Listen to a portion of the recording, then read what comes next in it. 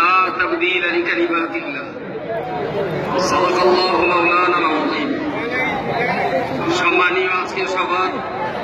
সভাপতি,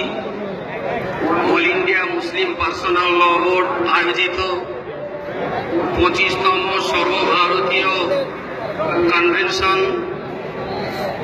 সারা ভারতবর্ষের সমস্ত রাজ্য থেকে আগত ইসলাম এবং শরীয়তের বিজ্ঞ অত্যন্ত পণ্ডিত ব্যক্তিত্ববর্গ,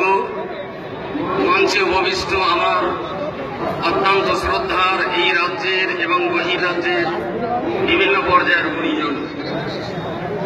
কি উদ্দেশ্য দিয়ে আজকের এই কনভেনশন তা আপনাদের আর জানতে বাকি নেই। জন্ম, মৃত্যু, বিবাহ, তালাক এবং উত্তরাধিকারের সম্পত্তির ভাগ বণ্টনের এই সমস্ত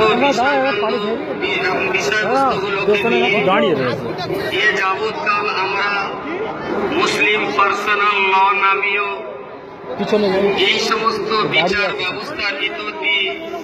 শরীয়ত তথা কোরআন ও হাদিসের বিচার এদেশের মুসলমানদের জন্য প্রতিষ্ঠিত ছিল।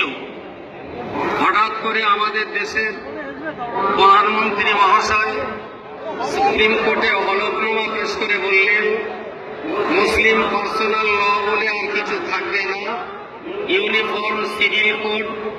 এক দেশ এক জাতি এক প্রাণ এক আইন, দেশের সবার জন্য ব্যক্তিগত ধর্ম আচরণের নিয়ম কানুন একই রকম রাখা হবে। আমরা ভারতবর্ষের প্রত্যেকটা রাজ্য থেকে ইসলাম ধর্মের ধর্মীয় আইন কানুনের প্রতি শ্রদ্ধা প্রদর্শন করে আমরা একটাই কথা সরকারকে জানিয়ে দিয়েছি, যেটা আজকের পিছনের সবচেয়ে মূল্যবান কথা, লা তাবদীলা লিকালিমাতিল্লাহ। উনি যে জায়গাটায় হাত মেরে বলতে চাইলেন যে মুসলমানদের ব্যক্তিগত আইন থাকবে না, এটা ইউনিফর্মের আওতায় পরিবর্তন করে দেওয়া হবে, তার তো জানা উচিত ছিল মুসলমানরা ব্যক্তিগত জীবনে যে মশলাগুলো মেনে চলেন, এ মশলাটা তো মুসলমান কোন আলেম ওলামা, কোন পীর ফকির, কোন গাউস কুতুব আর সুফি দরবেশদের প্রতিষ্ঠা করা এ আইন নয়, প্রণয়ন করা এ আইন নয়, বরঞ্চ নরেন্দ্র মোদী মহাশয়ের সৃষ্টিকর্তা যিনি, ভারতবর্ষের সৃষ্টিকর্তা যিনি, পশ্চিমবঙ্গের সৃষ্টিকর্তা যিনি, তিনিই তো কোরআনের ভিতরে এই আয়াতটা বলিয়ে দিয়েছেন, লা তাবদীলা লিকালিমাতিল্লাহ। গোটা সৃষ্টি জগতে অনেক কিছু পরিবর্তন হলেও হতে পারে, কিন্তু আল্লাহর কালামের কোনো পরিবর্তন এতদিন পর্যন্ত হয়নি, আজকে হবেও হচ্ছে না, আগামী দিনেও আল্লাহর কালামের কোনো পরিবর্তন ইনশাল্লাহ হবেও না। সুতরাং তিনি আল্লাহর কোরআনের আইন পরিবর্তন করার জন্য ইউনিফর্ম সিভিল কোড প্রণয়ন করবার চেষ্টা করছেন। আমরা স্পষ্টভাবে তাকে বলতে চাইছি, আপনি কোরআনের আইনের পরিবর্তে মুসলমানদের বাস্তব জীবনে ধর্মীয় আচরণের নূতন আইন এনে ইসলামী আইন পরিবর্তন করতে চাইছেন যখন, আলহামদুলিল্লাহ গোটা দেশের মুসলমান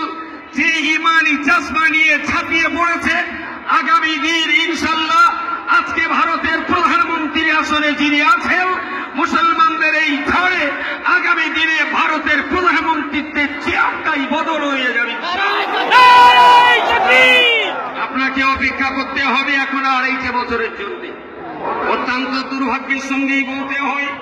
আজকে যে বিষয়টা নিয়ে হাত বেড়েছেন,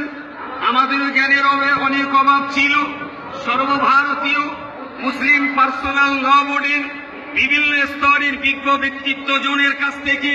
গত 2 দিন ধরে আমরা যে তালিম পেয়েছি, তারা এখানে আসবেন, তাদের বক্তব্য আপনাদের শুনতে হবে। এই জয় এই জয়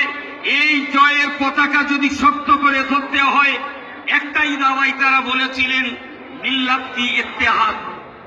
যদি মুসলিম কমিউনিটি শিয়া সুন্নি লামুজাবি বেরেলি গায়ের মর্ম আপনার মোহাম্মদী লামুজাবি আহলে হাদিস ফুরফুরা বিকাতবাদ দেওবন্দি তবলিগি, যিনি যে দল আর মত আর যে আদর্শেরই হোক না কেন, যে ইত্তেহাদ, যে একতা, যে ঐক্য নিয়ে আজকে পাক সার্কাস ময়দানে আমরা ইতিহাস করতে চলেছি। আমাদের অত্যন্ত শ্রদ্ধাভাজন রিসেপশন কমিটির চেয়ারম্যান জনাব সুলতান আহমদ সাহেবের নেতৃত্বে যে ঐক্য আমরা একতা প্রতিষ্ঠিত এখানে ইতিহাস সৃষ্টি করতে পেরেছি, এই একতার বাণী যদি গ্রাম থেকে গ্রাম স্তরে, শহর থেকে যদি জেলা স্তরে আমরা যদি পৌঁছে দিয়ে একেবারে গ্রাম থেকে নিয়ে দিল্লি পর্যন্ত যদি গুছিয়ে উঠতে পারি, আলহামদুলিল্লাহ যারা মুসলমানের আইনের উপরে হাত মেরেছে আল্লাহর পক্ষ থেকেই খোদাই গজবে তাদের রাজত্বের রাজ শক্তিকে আল্লাহ তরফার করে ছড়িয়ে দেবেন। সঙ্গে এটাও মনে রাখতে হবে,